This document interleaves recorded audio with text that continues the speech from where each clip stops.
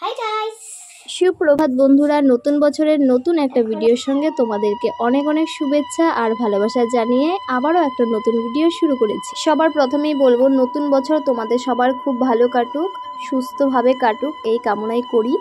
তো আজকের ভিডিওটা কিন্তু আমি দোকান থেকেই শুরু করেছি, আর আমার দোকানটা কিন্তু আমার বাড়িতেই। তো এই যে দেখো, গণপতি বাপ্পাকে বসিয়ে দিয়েছি আসনে, আর গণপতি বাপ্পার যে ঘট সেটাও কিন্তু বসিয়ে দিয়েছি। তো যাই হোক, দেখো, আজকে কিন্তু আমি পুজোটা কোনো পুরোহিত দিয়ে করছি না, মানে রোজ যেভাবে পুজো করি তো ঠিক সেভাবেই পুজো করব আমি। এবার কিন্তু গণপতি বাপ্পার জন্য আমি নিজে হাতে একটা ফুলের মালা বানাবো, আর সেই মালাটাই কিন্তু আমি পরাবো।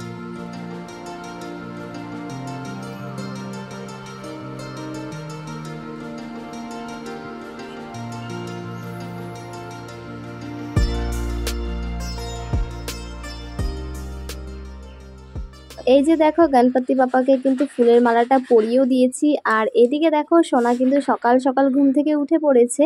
উঠেই কিন্তু স্নান দান সেরে নতুন জামা কাপড় পরে রেডি সেডি হয়ে দেখো একদম ঠাকুরের কাজে লেগে পড়েছে। ঠাকুরের কাজ করতে কিন্তু আমার ছোটবেলার থেকেই খুব ভালো লাগে। তো আমার মেয়েও কিন্তু ঠাকুরের কাজ করতে অনেকটাই ভালোবাসে। আমাকে এসে বলছিল আমি কি কাজ করব, আমাকে একটা কাজ দাও। তো ওকে আমি বললাম যে তুমি আমাকে একটু চন্দনটাই বেটে দাও। তো সোনা কিন্তু প্রায়ই আমাকে পুজোর কাজে এই ছোট ছোট কাজগুলো অনেকটা হেল্প করে দেয়। তো যাই হোক, এদিকে দেখো ঠাকুরের ফলগুলো কেটে নিচ্ছি, আর এখনও কিন্তু ঠাকুরের সামনের দিকটা সুন্দর করে সাজানো হয়নি, কারণ ফলগুলো কেটে সুন্দর করে সাজিয়ে দেব ঠাকুরের সামনে।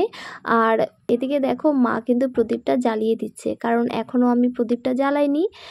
আর এখন দেখো, সুন্দর করে ফলগুলো কেটে ঠাকুরের সামনে কিন্তু সাজিয়েও দিয়েছি। তো চলো, ওই যে আমি আগেই বলেছিলাম আমি কিন্তু পুজোটা করব, কোনো পুরোহিত দিয়ে করব না। যেভাবে রোজ আমি পুজো দিই তো ঠিক সেভাবেই পুজো করব। আর আমি চাইলেই কিন্তু একটা শাড়ি পরে বসতে পারতাম পুজো দিতে, কিন্তু কেন পরিনি বলো তো? কারণ হাজব্যান্ড না অনেকটা শখ করে এই নাইটিটা এনে দিয়েছিল, তাই এটা পরেই বসেছি পুজো দিতে।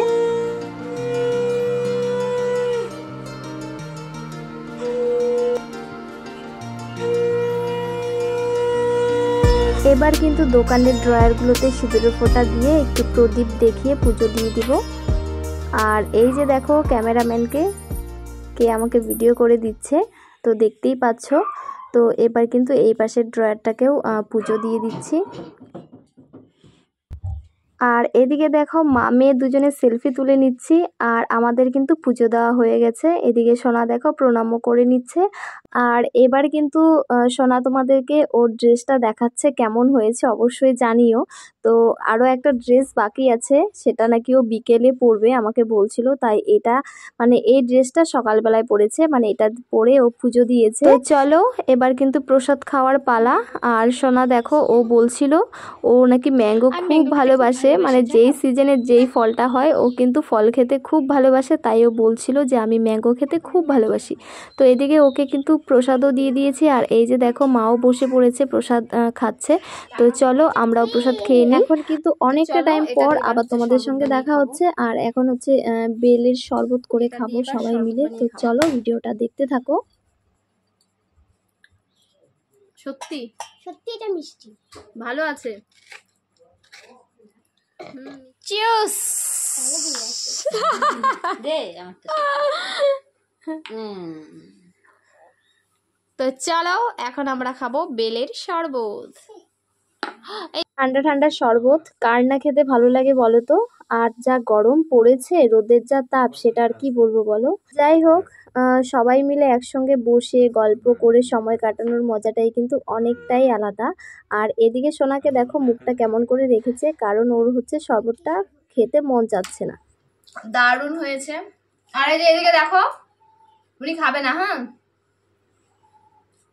উনি কিন্তু খাবে না, উনি যতই বলুক। এই যে দেখো, আমাদের সবার গ্লাস ফাঁকা, আর এই যে সোনার গ্লাসটা।